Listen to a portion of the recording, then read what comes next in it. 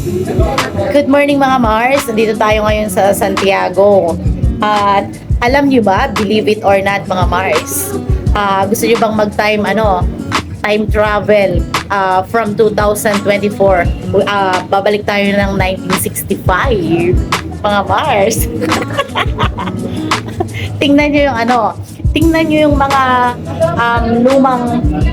makalumang way ng, alam niyo yung artista to mga fans.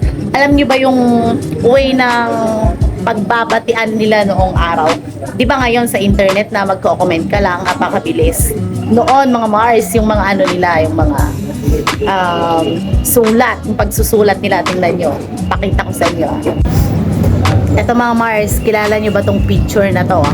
Kung sino yung picture na to? 1965 mga Mars, si Maggie de la Riva. Well mga Mars, alam ko naman na alam niyo kung sino si Maggie de la Riva. Sino ba naman na hindi nakakakilala sa kanya, di ba Mars?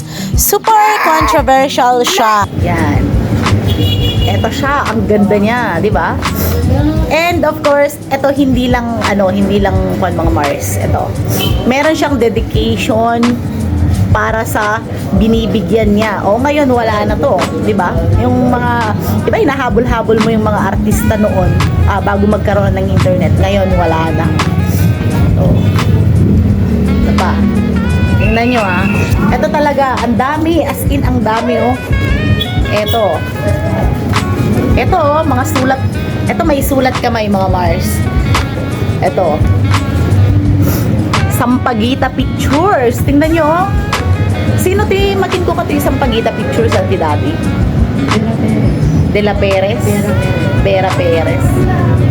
Tingnan nyo. Sino ate Renato del Prado? Renato del Prado, yung artista noong February 1965 mga Mars. Still yung yung papel, tingnan nyo sa end ng video na to. Yung mga pictures, ipapakita ko sa inyo. Tingnan nyo, talaga, in 1965 siya. Meron ng typewriter nung 1965 and 1964.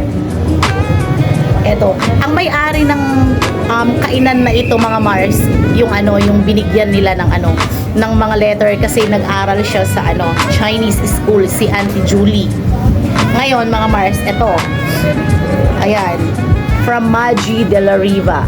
Nan yung focus lang natin. 1964 kasi baliktad siya. Mamaya makikita ninyo yung buong letter sa end ng video ko. Tingnan nyo. 1964 yung papel ibig sabihin napakaalaga ng may-ari ng letter na to skin.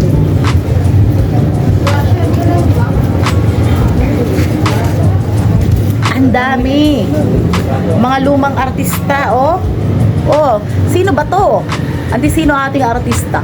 Inang ito Cheryl Cruz sa kababae. Ano na ganda? Rosemary Sonora. Ito mga Mars, tingnan nyo. Mama ni Cheryl Cruz. Rosemary Sonora. Di ba? Meron pa dito yung papa ni John Regala. Di ba? Mama na. Ay, mama na. Ito.